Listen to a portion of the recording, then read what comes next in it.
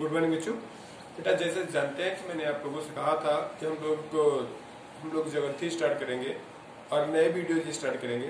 तो from today I am starting new videos and इस वजह से मैंने कहा था कि इन वीडियोज में हम लोग कोशिश करेंगे कि नोट्स भी लिखते चलेंगे। तो इन पिछले वीडियोज में मैंने आप लोगों को बता दिया था क्लासिफिकेशन ऑफ रिसोर्सेज और उसमें एक रिसोर्सेज केवल बचा था, that was resource on the base of the ownership. तो ऑन द आप लोग लिखते चलिएगा, वीडियो बेटा पॉज करके लिखते रहिएगा, क्योंकि जैसे सिचुएशन है ऑन दिस सिचुएशंस कहना मुश्किल है कि स्कूल हमारा कब खुलेगा। तो इस वजह से हम लोगों को कोर्स ना पीछे हो, that's why I am suggesting you कि जैसे मैं बोलता चलूँ, मैं खुद बताऊंगा कि क्या आपको लिखना है क्या नहीं लिखना वीडियो में। तो इस वजह से आप लोग वीडियो में लिखते चलिएगा पॉज करके। तो मैंने बताया था कि on the base of ownership resources can be classified in 4 group. Ownership के बेस पर ओनरशिप के बेस पे रिसोर्सेज को हम 4 कैटेगरी में डिवाइड कर सकते हैं। एक होता है इंडिविजुअल रिसोर्स, दूसरा होता है कम्युनिटी रिसोर्स और तीसरा होता है नेशनल रिसोर्स और चौथा होता है international resource. On the base of resources can be classified in 4 groups. Number 1 individual, आप लोग लिख लीजिएगा। On the classification of resources on the base of ownership, classification of the resources on the base of ownership. तो on the base of ownership resources can be classified in 4 groups. ठीक है बच्चों, लिखिए on the base of ownership resources can be classified in 4 groups. Number 1 लिखिएगा individual resource, number 2 community resource, number 3 national resource, number 4 international resource. तो इस तरीके से ये 4 तरीके के रिसोर्सेज होते हैं। इंडिविजुअल रिसोर्स वो रिसोर्सेज होते हैं which are owned by the particular person या a group of person which are owned or managed by a particular person or group of person, that is known as an individual resource. Individual resource are those resources which are used or managed by a particular person, that is known as individual. तो number 1 क्या होता है बेटा? Individual resource.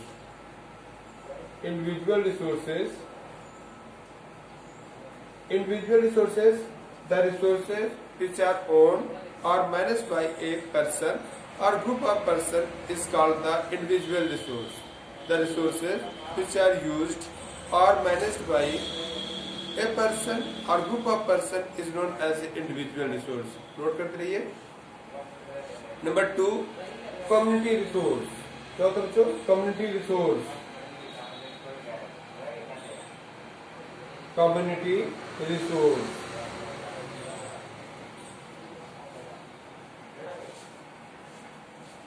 Community resource बेटे वो resource होते हैं which are used or managed by entire community of the village or society is known as a community resource.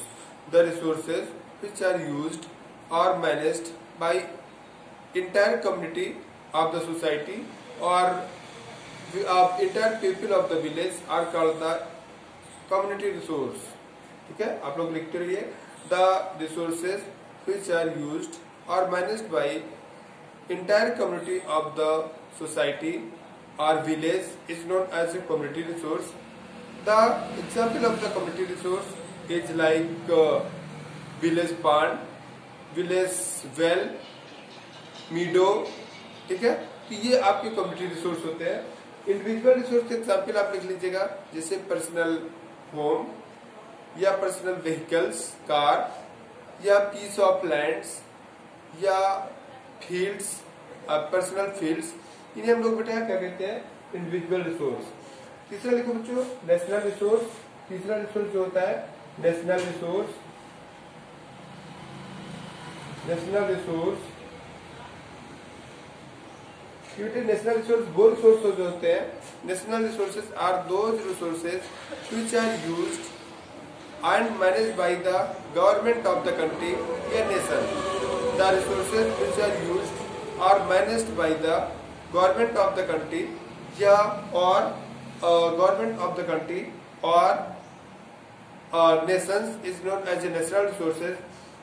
नीचे से आप लिखिए पैराग्राफ चेंज करके, technically all the resources present in a boundary of a country are called the national resource.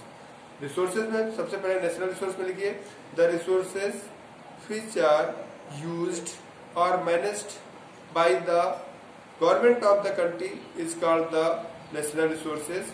and इसमें इसी में लिखिएगा for example railway, for example मैंने बताया ना कि टेक्निकली, उसी में पैराग्राफ चेंज करके लिखिएगा technically all the resources present in a country are called the national resources. आपका प्राइवेट रिसोर्स है, इंडिविजुअल रिसोर्स है, लेकिन फिर भी वो गवर्नमेंट का रिसोर्स है। फॉर एग्जाम्पल गवर्नमेंट कभी भी आपकी लैंड को हायर अप कर सकती है, तो इस बेस पर टेक्निकली इसे हम लोग कहते हैं नेशनल रिसोर्सेज। तीसरा लिखिए इंटरनेशनल रिसोर्स। अब जो मैं आपको बता दूं नेशनल रिसोर्सेज में मैं आपको बता देता हूँ, इसमें inclusive economic zone, inclusive economic zone एक टॉपिक आता है, इंक्लूसिव इकोनॉमिक जोन। तो इसमें आपको समझ लो इंक्लूसिव इकोनॉमिक जोन क्या होता है, किसी भी कंट्री के बाउंड्री से, जैसे इंडिया का ये साउथ इंडिया है जहाँ पर इंडिया के पास वो है समुद्र है, तो किसी भी कंट्री के बाउंड्री से 200 नॉटिकल माइल्स का समुद्र का जो एरिया होता है, उस एरिया के रिसोर्सेज वो कंट्री यूटिलाइज कर सकता है। तो सबसे पहले एक दो वर्ड होते हैं, एक इंक्लूसिव और एक होता है एक्सक्लूसिव। तो इंक्लूसिव कहा जाता है किसी भी कंट्री के बेस लाइन क्या होता है, क्योंकि कंट्री का जो जमीन होती है वो एकदम स्ट्रेट नहीं होती है, कटी पटी होती है, तो एकदम स्ट्रेट लाइन एक खींच दी जाती है, एक स्ट्रेट लाइन खींच दी जाती है, और इस स्ट्रेट लाइन से जो 12 नॉटिकल माइल्स तक जो जमीन होती है उसको, उस पर हमारे वैसे अधिकार है जैसे हमारे जमीन पर होते हैं। तो किसी the country has the same right as well as in the area of his country, same rights उसके 12 नॉटिकल माइल्स तक अपने कंट्री की बाउंड्री से होते हैं। तो उस एरिया को हम लोग इंक्लूसिव इकोनॉमिक जोन कहते हैं। वहां पर हम सारे इकोनॉमिक एक्टिविटी को परफॉर्म कर सकते हैं। इवन अगर किसी फॉरेन कंट्री का अगर शिप आ जाता है तो हम उससे टैक्सेशन भी कर सकते हैं, टैक्स भी ले सकते हैं। तो द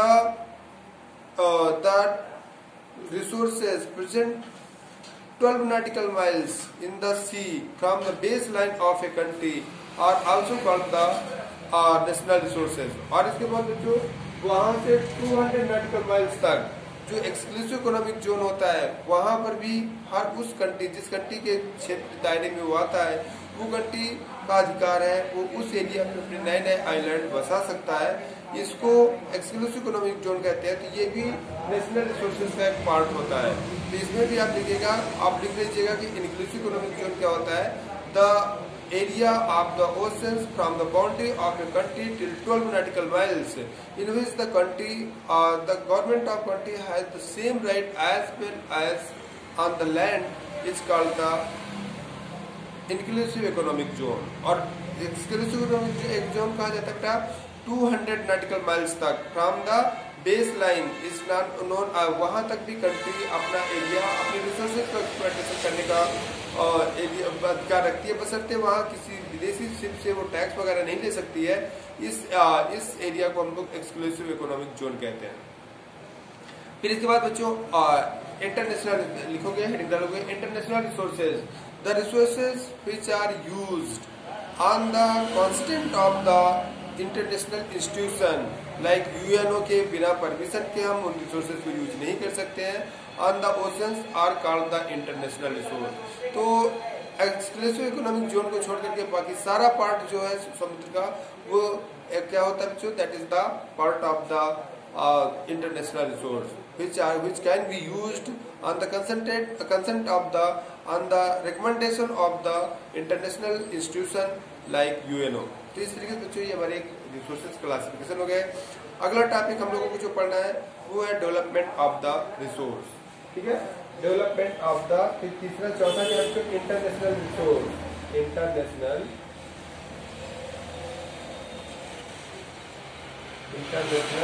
रिसोर्सेज। ये 4 तरीके के रिसोर्सेज है क्लासिफिकेशन।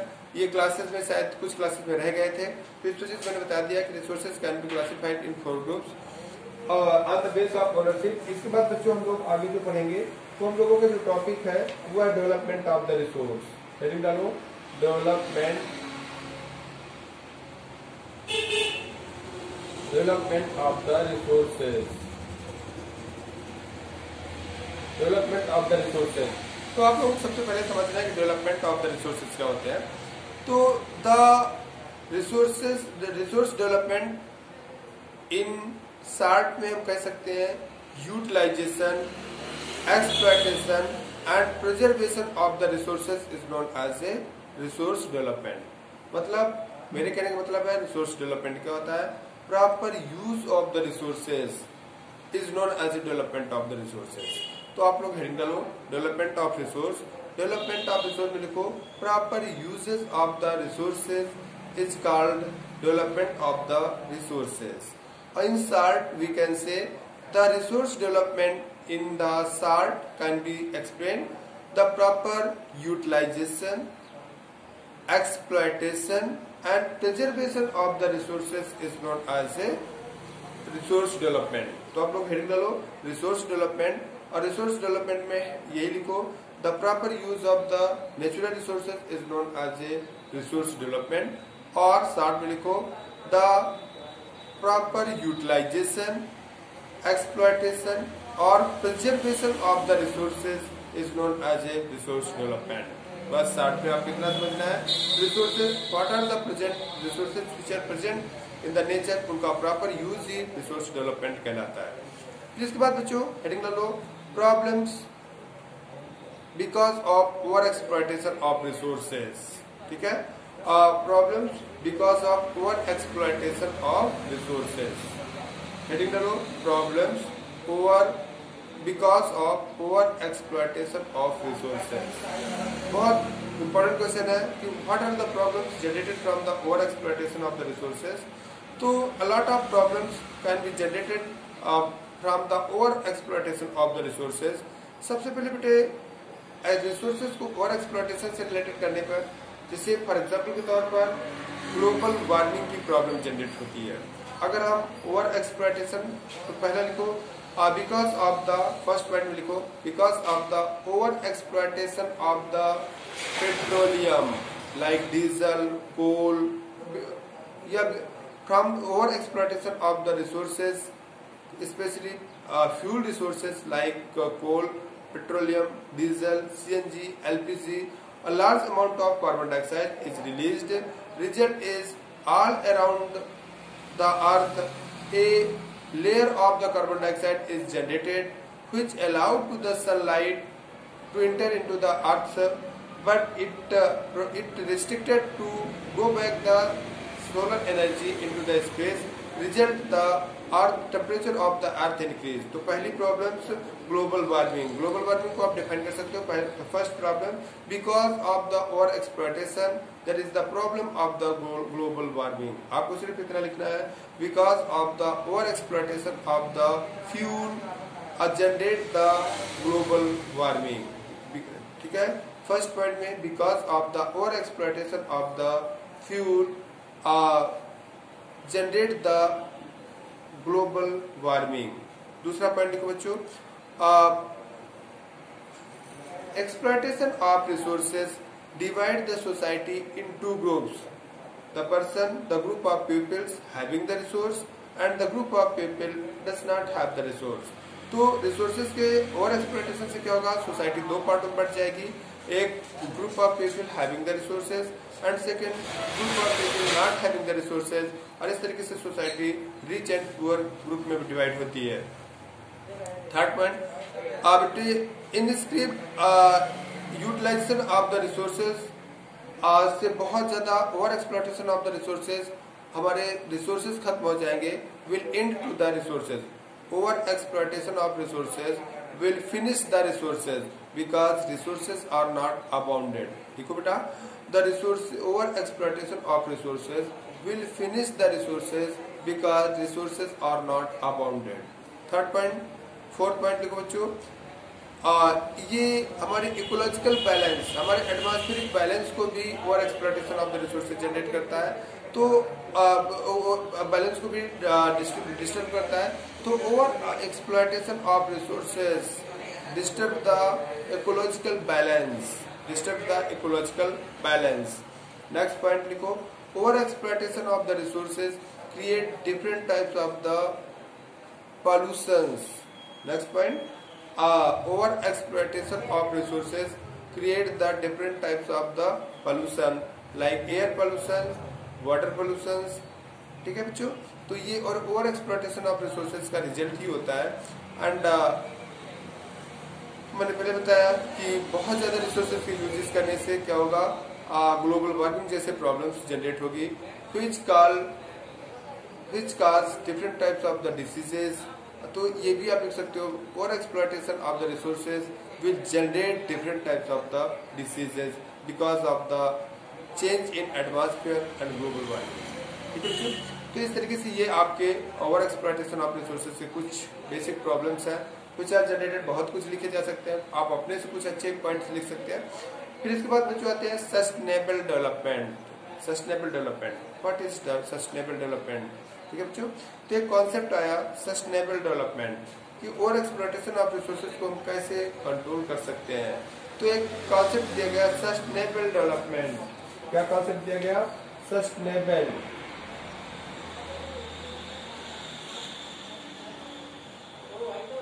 Sustainable development,